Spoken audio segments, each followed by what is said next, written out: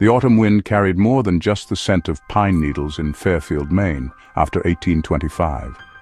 It carried whispers of a chilling presence, a spectral giant known only as Silas, the giant Thorne.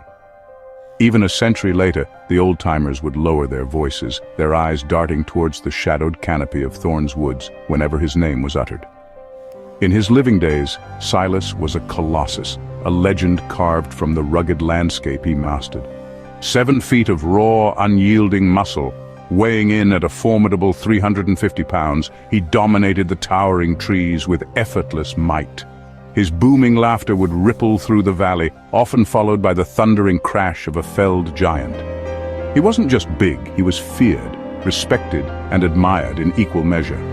His pride and joy, besides his late wife Eleanor, was his meticulously maintained double-bladed felling axe. Its highly polished steel head bore a delicate yet resolute engraving: "My strength, my love, forever, Eleanor." It was a constant reminder of the woman who anchored his powerful, wild spirit. Then came the cursed day in the spring of 1825. An unseasonal squall, a violent tempest that materialized from nowhere, descended upon the woods as Silas worked deep within his timber claim. The storm raged for hours, snapping ancient trunks like matchsticks. When the sky finally cleared, Silas was gone. Search parties, grim-faced and wary, spent weeks combing the tangled, storm-ravaged forest, but found no trace of the giant lumberjack, only a trail of splintered timber and unnervingly fresh bear tracks. Just as the search was about to be abandoned, a seasoned trapper stumbled into a small, desolate clearing. There, near the splintered base of what had once been a magnificent, towering oak, lay a sight that would haunt him for the rest of his days: Silas's right arm. It was a grotesque relic, gnawed clean to the bone by a bear, yet still, in a chilling testament to his strength, clamped with an iron grip around the polished haft of his beloved axe. Eleanor's engraving, a poignant testament to enduring love, seemed to mock the scene of destruction. His massive body, however, was never recovered, swallowed whole by the voracious forest. The bear, it appeared, had merely taken its grisly due. From that day forward, the woods that were once Silas's domain became his ethereal prison. The property, meticulously passed down through generations of the same family, now carried the heavy burden of his unquiet spirit. Silas, the fearsome giant, was now a towering, spectral presence, still 7 feet tall, still a formidable mass of muscle, but now chillingly one-armed. He continued his work, but his victims were no longer trees. Any soul foolish or unfortunate enough to trespass on the haunted grounds felt his frigid presence, a breath of icy air that stole the warmth from their lungs. He never revealed himself fully. His methods were far more insidious, born of a lumberjack's intimate knowledge of the forest's anatomy.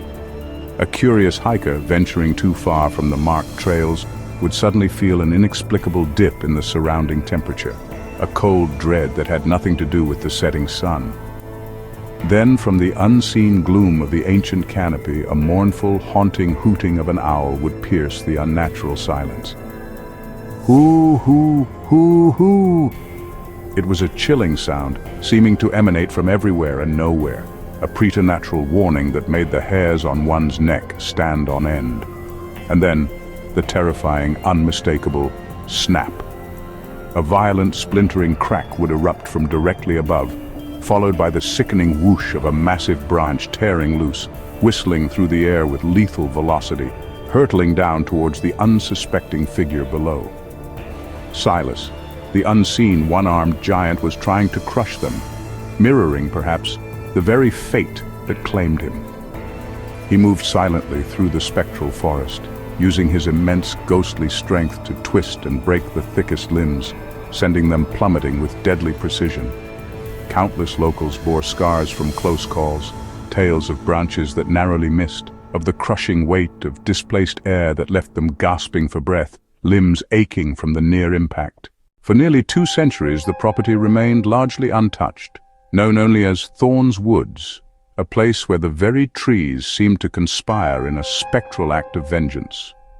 But whispered legends passed down through generations by the flickering light of old wood stoves spoke of a fragile peace, a possible end to the giant's torment. The only way, they said, to finally get Silas Thorne to leave you alone, to grant his tormented soul the eternal rest he had been denied, was to brave the haunted woods, find his trusty axe, the very one still clutched by his ghostly arm, and, with unwavering courage, bring it to the weathered barn with the distinctive cupola. That barn, a landmark now, stood precisely where his severed arm was discovered all those years ago, still holding Eleanor's inscribed blade. Only then, perhaps, would Silas find his lost body, his beloved axe, and the final, enduring peace that only true love could promise. This is the 200-year anniversary of the week they found Silas's arm. Can you, dear visitor, find his axe and finally return it to his empty grave here under the cupola, making the spot that ended the search of the town's men 200 years ago tonight? Watch out for falling limbs. We have already lost a few visitors this week. Good luck tonight.